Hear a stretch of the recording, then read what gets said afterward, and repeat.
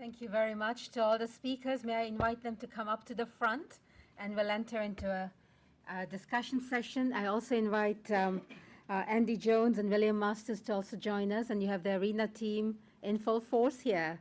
And there were incredible set of presentations. They stuck to time, such rich presentations, and then Jessica had great comments. Let me open up first to the room, and then online, I would like to invite you for the online participants, please submit your questions or comments in the platform you're engaging, and an IFPRI colleague will report back to us in the next round.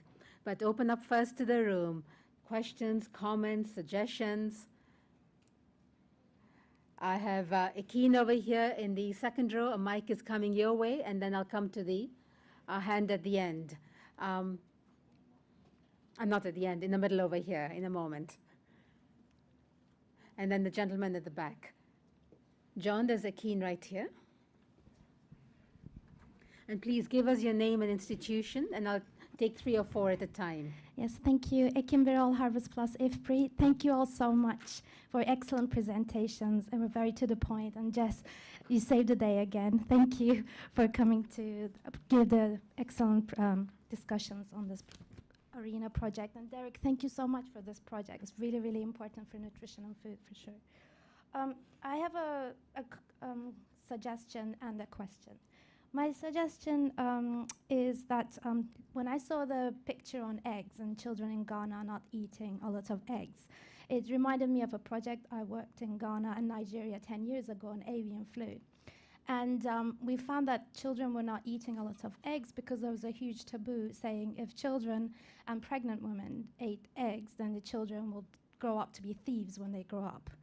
So probably some man-made taboo so that man can eat the eggs. But I was wondering if you should or you would consider when you have Arena 3 to have a sort of a qualitative aspect to your research or anthropological research just to complement the fantastic econometrics you're doing with the secondary data. So it's a suggestion. My other question was that looking at the calorie-price ratio, and we all know about the triple burden of malnutrition and the calories, not being as much of an issue as perhaps micronutrients. I was wondering, instead of a calorie-price ratio, would you consider a micronutrient price ratio or some kind of a macronutrient price ratio? I think the picture will probably be a bit more dire. Then the ratios will be much bigger than what you just showed. But that might be more relevant to the forms of malnutrition we're witnessing these days. Okay, thank you very much, Akin. I'll come to the lady here. Hi, Janine O'Rourke. I'm an attorney. I have a master's in public health, and I'm a registered and licensed dietitian. And my comment is, or question would be, have you looked at the prevalence of lactose intolerance in Africa, especially in the children, because providing lactose-based products is going to defeat the purpose as far as the GI problems and diarrhea and so forth. And so following that up is, have you looked at soy milk as an alternative? Because there may be a history and reasons other than what you've looked at for them not having milk or wanting milk currently. Thank you. And then to the gentleman at the back, Mary.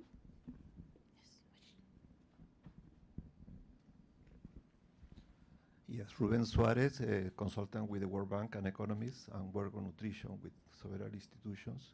And I was wondering the comment that Jessica Closer made. into the mic. Jessica made some slight comment at the end of the at the beginning of the presentation about suboptimal basket of consumption, and I think you can expand on that. Somebody can expand on that because we're working on the idea that from an evolutionary perspective, there have been changes in the way in which people have been eating. And therefore, there is an optimal consumption for different stages at which we are evolving. And therefore, we need to take into account how we incorporate all the advances in epigenetics to see what will be the optimal consumption that will optimize your genetic pool or your genetic potential. And this is the one area that we want to work with the World Bank And I think you can expand on that.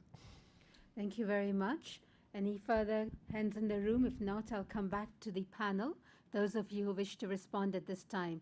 Before I do that, I will make a commercial. Jessica, you said you're depressed, but how do you get rural areas to thrive? Stay tuned. March 27, we launch our Global Food Policy Report. Theme is Rural Revitalization. Hopefully in 9 days we'll be able to answer. But thank you. Derek, let's begin with you, and then if you would assign your panelists. Sure. Yeah, so some very interesting comments, and a lot of them were focused on the demand side, which, as we said, we touched upon, but didn't totally get to. So both Jessica and the lady in the audience mentioned lactose intolerance. You know, I struggle to believe that lactose intolerance is such a constraint for one reason, that the Southeast Asian countries also have very high lactose intolerance, and yet dairy consumption has been growing rapidly in Thailand and Vietnam and China, and generations before in Japan. And Asian nutritionists claim that it's, you know, one of the main reasons that those countries have seen such secular improvements in linear growth. And in stunting reduction. There's not much documentation of that, but it's widely believed. Now, in countries like Vietnam and Thailand, which had no tradition of dairy, yeah, they had to introduce it, you know, through school feeding programs and, you know, public health programs. But my understanding is that, yeah, young children are, you know, have much less lactose intolerance, and also that it's not immutable. You know, it can be changed. And now, you know, dairy now is a pretty important part of the diet. Will Martin showed a slide showing, you know, dairy consumption in Vietnam is approaching 65–70%, and you know, 30 years ago it would have been closer to zero. And so I'm going to let Andy answer the soy question. I mean, my guess would be that soy milk and cow's milk are not close substitutes. The other thing I'd say about lactose intolerance, actually, is a good thing, because we don't want adults to drink a lot of milk, because that's bad for the planet. So that's a sort of natural break. Akin, you made a good point on egg taboos. The room laughed, but egg taboos are very common throughout Africa. There's egg taboos even in Ethiopia, not just West Africa. But when I see a calorie price ratio of 30, it makes me think that the taboo is not really binding, that it's the price. And the egg taboo is justifying not feeding your children what is effectively cash, right? Something, because it's so expensive that people sell eggs, right? It's like feeding your children cash. So I think the egg taboos are not really binding, but it is interesting. That's just the economic fundamentalist in me is objecting to that. On the micronutrient ratios, it's a great point, and we are doing that in future work. But what we're trying to do here is explain consumption patterns, not tell you how expensive different nutrients are. But we are doing that in future work. And yeah, Jessica, economics is called the dismal science, so you should be depressed. So Andy, could you address the soy question?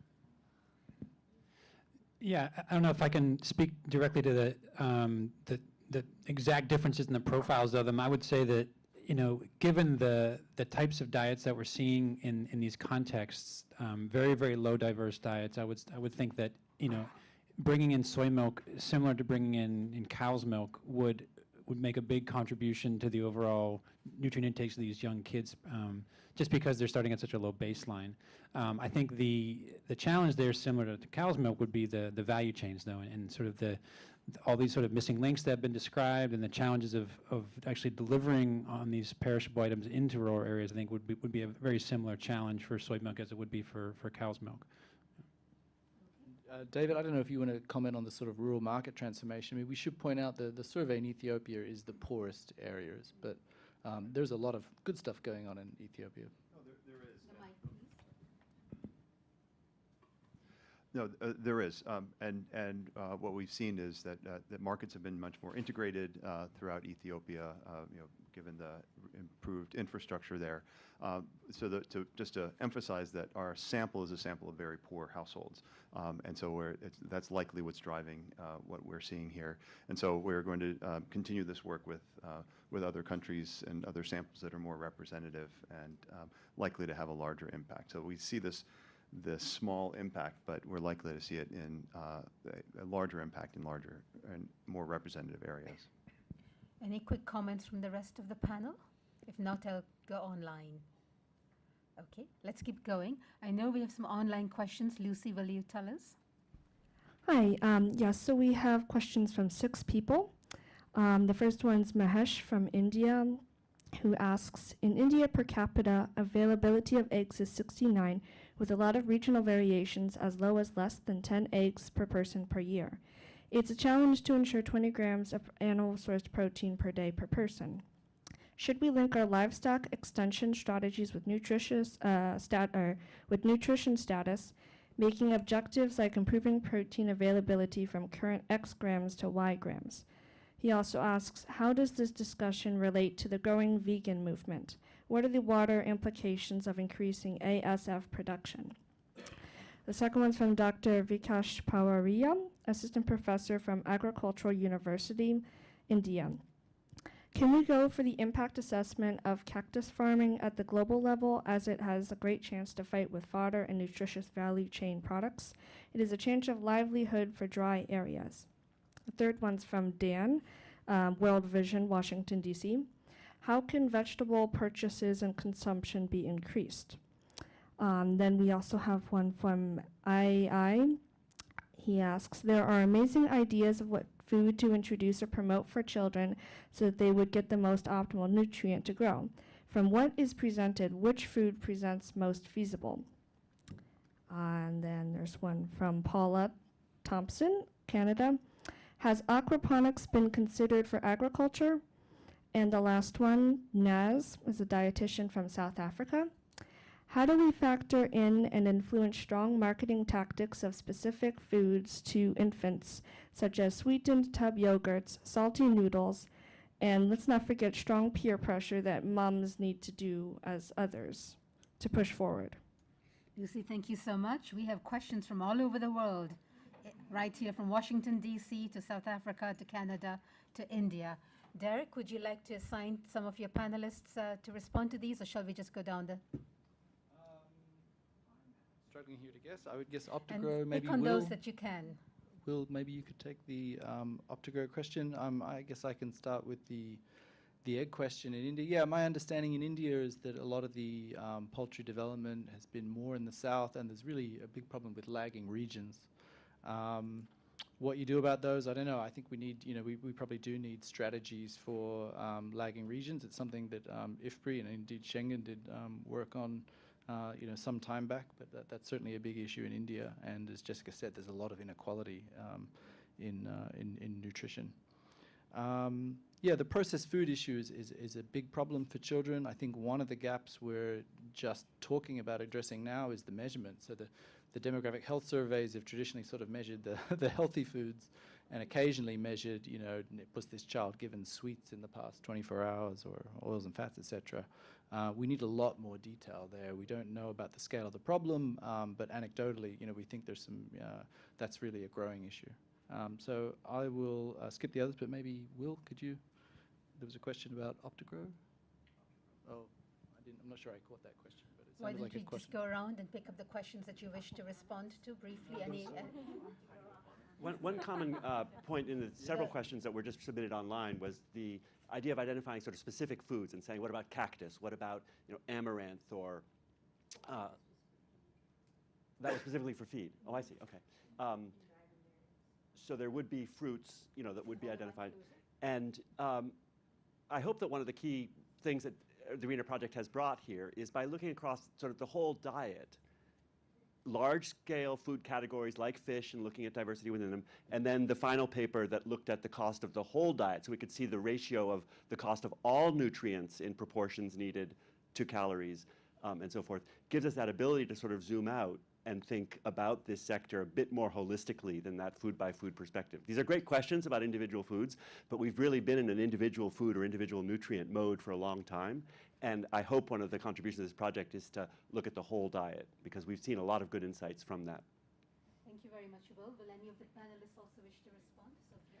Well, I want to talk about the aquaponics part. So something that we're seeing is, for instance, the production in Southeast Asia has increased significantly thanks to aquaculture, not necessarily aquaponics, but aquaculture. However, we have seen that in Africa, it has remained flat because aquaculture hasn't taken that upbeat. So my understanding is that aquaponics has become more prevalent in high-income countries such as the United States, Brazil, and everything. So right now we are struggling. Well, Africa is struggling to like increase aquaculture. So hopefully in the future it can be a solution. But I think right now we need to focus on. There's a lot of constraint in the supply side, for instance, feed, that need to be addressed to be able to consider aquaponics in the future. Thank you very much. Any of the panelists? Robel? So I'll try to briefly answer the question about how do we address, improve consumption of vegetables, fruits and vegetables. And one of the things that we found out was the issue with the post-harvest value chain. Given that most nutritious food items are very susceptible to perishability, improving the last mile, the last value chain in terms of marketing and distribution and storage would allow better reach and would allow more people to access fruits and vegetables. Thank you very much. Then I will come back to the room, unless there's any of the panelists wanted to respond. I come back to the room. There's several hands on this side. If Mary, you'd bring the mics over to the lady then and to the gentleman. Hi, thank you very much for the talk. I'm a student, master's student at Harvard School of Public Health, and I would like to follow up with the vegetable questions because I conduct several research in Rwanda about homestay gardening, and it's currently one of the solutions, especially promoted by the governments, that they persuade like people having self-owned and self-consumed vegetable and have like affordable access. However, when I heard about the David's talk about the value chain and how the markets will be sustainable, I feel like these two may be a little bit conflicts to each other because if you have your own access, then you don't need to go to the market, and the market won't be sustainable for long term. Do you have any seeing any interaction between some of these type of interventions and the market value chain? Thank you. Thank you. And if you'd pass the mic to the gentleman in front of you. Hi, thanks very much. My name's Russ Webster. I really appreciated the comments at the end about rural markets, and I wanted to ask a question about rural markets. And as we all know, rural markets are not only characterized by the poorest of the poor.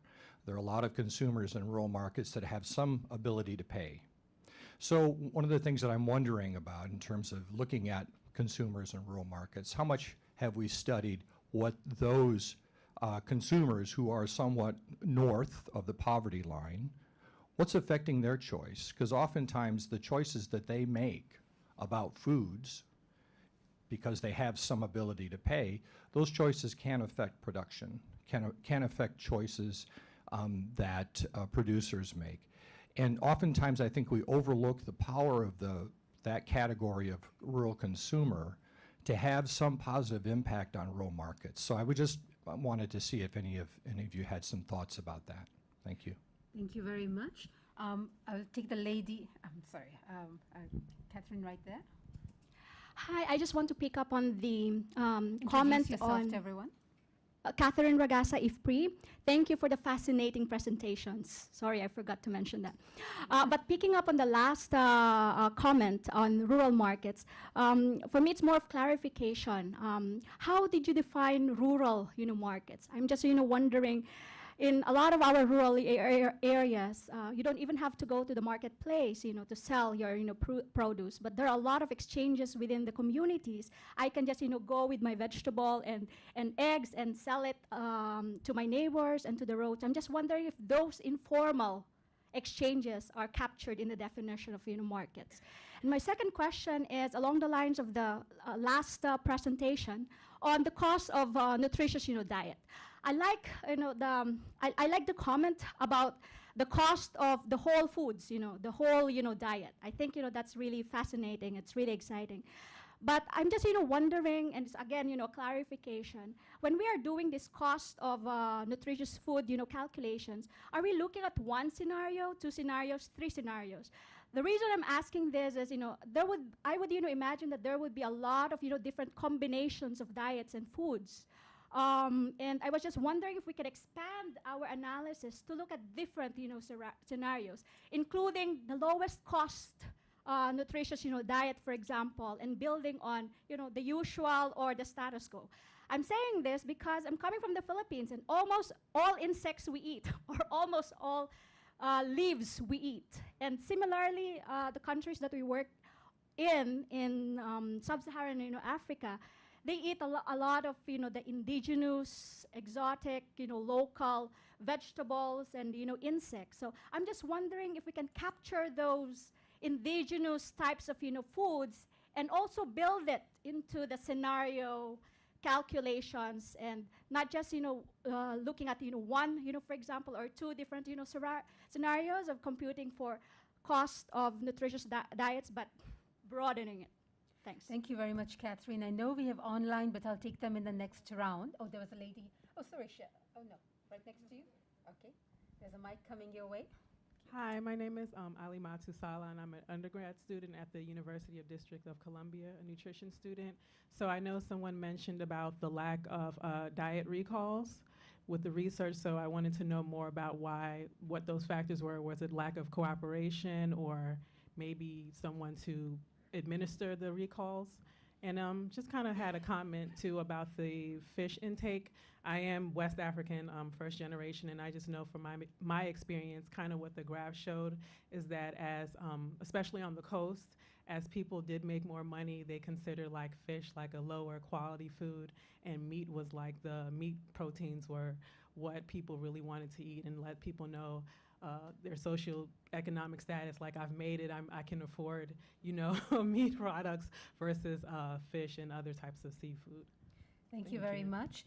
Let's come back to the panel, and then we'll come back online. But I'd like to just build on Catherine's question for a moment as to whether you're also factoring in, as you look forward into the cost of diets, the cost of climate change implications for this in terms of the affordability going down the road. Just a question or a comment.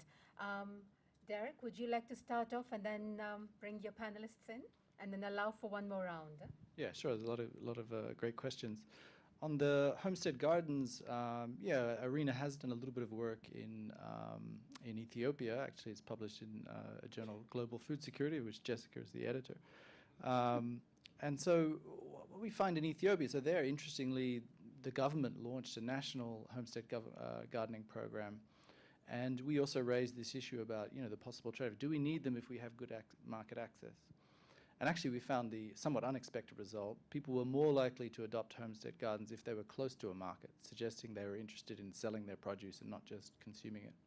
And the other factor that was, very interesting, water was everything. I mean, the government was trying to promote homestead gardens in water-scarce areas, no adoption. I think rural markets, maybe Will, Martin or David could answer there. I hadn't thought about richer rural consumers, but certainly we think a lot about urban transformation and even the power of sort of small towns and secondary cities for transforming agriculture. On informal markets, yes, those are important. They're very hard to study. We think, one of the reasons in Ethiopia we only see that dairy sold in half the markets is because there's probably a lot of informal trade, sort of neighbor to neighbor. Or bartering. Climate change is a really important issue, especially for dairy. One of the areas we want to do more research in IRINA 2 is thinking through how we manage this trade-off between, especially wanting young kids to consume dairy, but not necessarily wanting all the adults in the world to consume dairy. So that's why I said lactose intolerance is a good thing. But thinking through the sort of demographic implications, if there's a lot of young people emerging in Africa and Asia, do we want them all to drink dairy? Well, maybe, but there are some serious trade-offs there. So who wants to go next? Will? Thanks, Doug. It's really interesting questions there. I think the rural markets also touches on the question of developing new value chains, which I think is really important. And that there, just if I may, jump to the point that came up earlier about the bans and restrictions on imports on intermediate inputs. One of the things you want to do is to create lots of value chains. And if you have restrictions on the imports or high protection on the imports of intermediates, a whole lot of value chains that could be really important for generating employment are just not going to be there, or they're going to be very, very delayed. in their emergence. So I think there's another complication there that I thought would have come up in the discussion, but I would like to throw it in for discussion now. And then on the lactose intolerance, if this seems like there's quite a bit of knowledge in the room, and we'd be very interested, I think, to get insights on that. And I don't know, maybe Andy, you can handle the issue on indigenous foods. I will say in the presentation that Rebel gave, yeah, there's some indigenous foods in that database, that international database. It's very difficult. I mean, we now have something like 744 foods. How many foods are there in the world? I don't know, 20,000, I'm just guessing. But so the database is really good for what it is, but it probably does point to the need for more sort of country case studies. And I have been asked the sort of insect question before, you know, why doesn't the DHS include, you know, these sorts of questions? I mean, it might be quite relevant. Yeah, I'll make two comments, maybe not about indigenous foods, if I can get to it. One, just kind of piggybacking on what Derek said about the issue of the homestead gardens. And the reason why many farmers tend to diversify their production tends to be in order to access new markets. So we've seen that in a lot of cases, not just for homestead gardens, but overall diversity of production. So often own production and markets, there's sort of a synergy between the two. In addition, the way that farmers tend to diversify is that they'll do so in order to access a new market, but they're often also at the same time, while they're relying on purchase foods from markets, they're also relying in part on their own production, and that diversity that comes from both is often complementary. So the kind of diversity that own production will provide is often complementary to diversity that comes from markets. So there's a lot of synergies there that I think we need to think about when we're talking about that.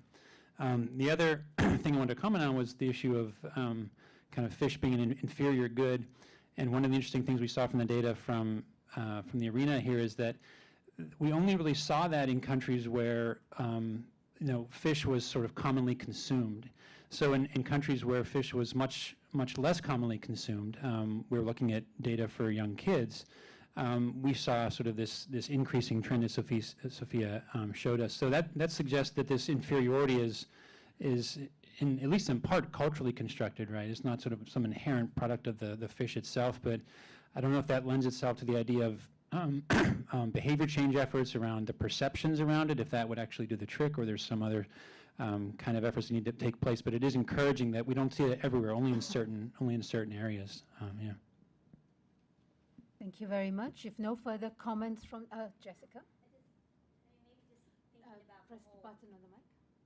Thinking about the whole project, I mean, from the comments in the room, and I think it would be really interesting is the next phase of ARENA to really think about the demand side and the consumption side and what's driving supply from the demand side. I think it'd be quite interesting because rural people, although limited in choices often, if they're coming from poor households, they do have certain demands, right? And it can shape supply even if they're a little bit above the extremely poor. So I think it'd be really interesting to see how you compare all the incredible work you've done on the supply side, but pair it with what's happening on the demand side. I think it'd be really fascinating.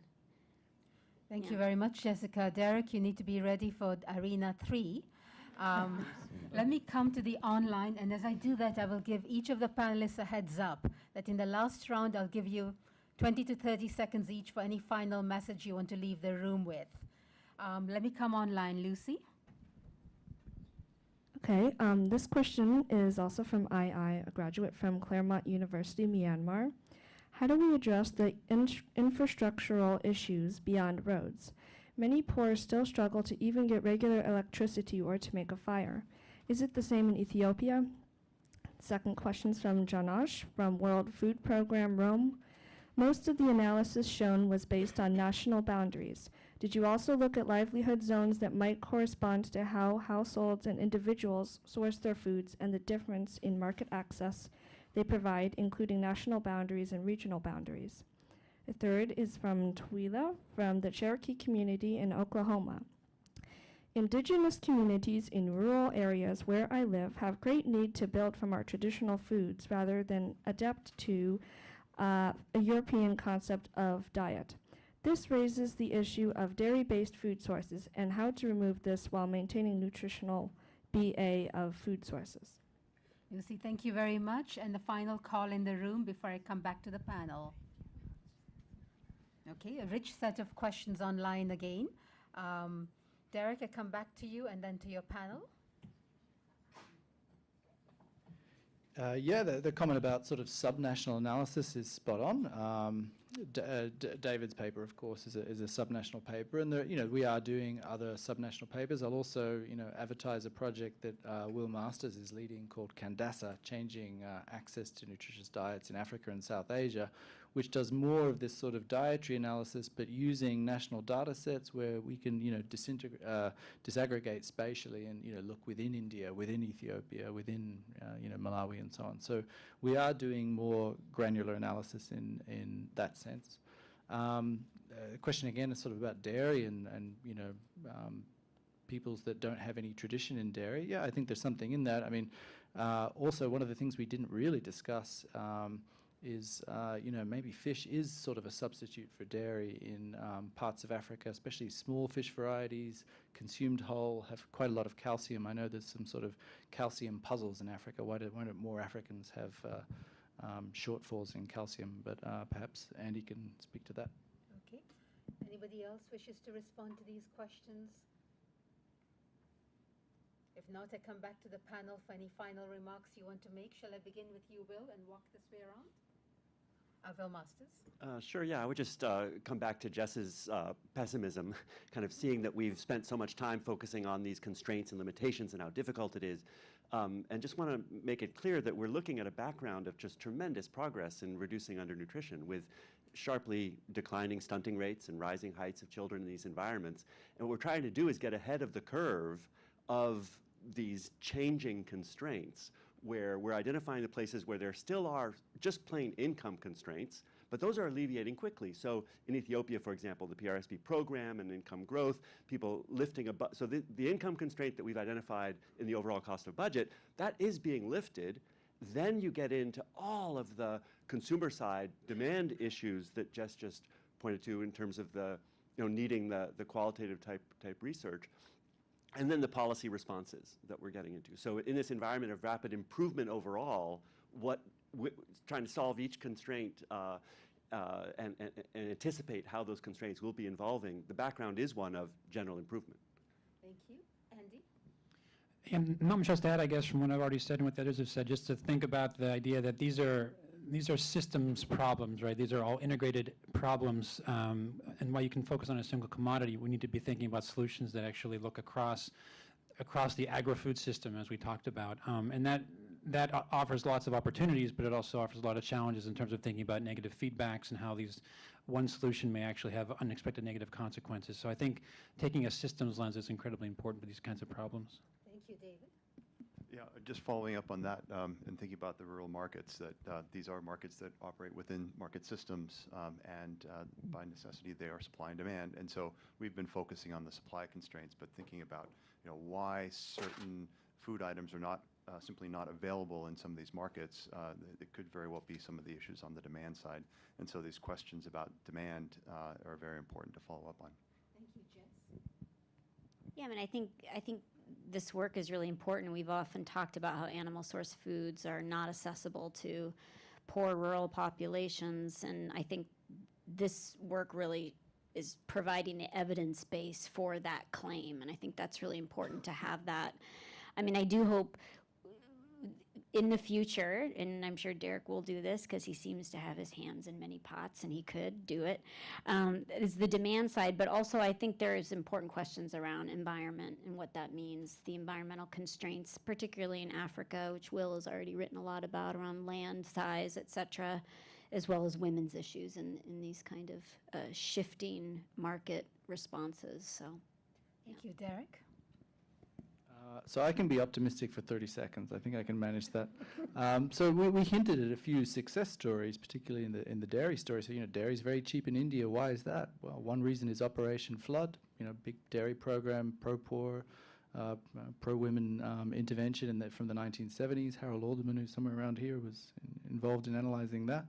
Dairy in Vietnam, different story, not so much an agricultural story, more an industrial sort of trade policy story. So I think there are success stories out there. Now we're sort of waiting to see success stories in Africa, but hopefully it'll come. Thank you, Sophia. And just continuing with the success stories and probably a word of hope. So for instance, in the case of fish, it was out of the scope of the international community in general. We were not considering it as an option or alternative to improved diets. So just the fact that it's starting to be out there in the scope and the possibilities that it has to improve nutrition, specifically in children and in regions such as Africa, is very good. And just as it starts being in the discussion, then a lot of the questions start coming out. But I think that's a good thing because it means that there's a lot of work that we can actually do. Thank you, Vil Martin. Thanks very much. Yeah, wonderful discussion, great comments, learned a lot.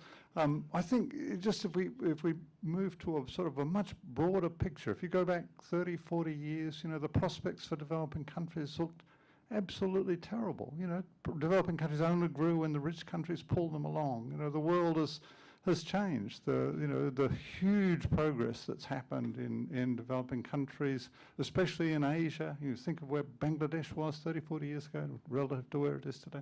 I mean, just so much progress. I just hope the world can continue on the right direction despite the pressures that are coming in for some really bad policy changes. Thank you. And Robel, the final word? And I call on Schengen Fund.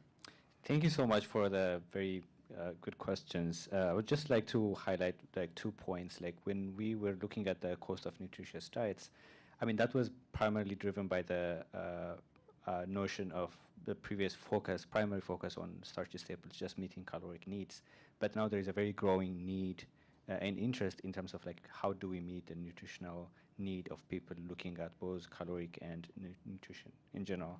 And our analysis here doesn't actually take into account bioavailability of nutrients, and also doesn't look into seasonality, like across time. So that would be a very interesting thing to do, like going forward, looking at a specific country and looking at seasonal variation in terms of access to nutritious diets. And also how does the access in terms of cost of nutritious diets is linked to malnutrition.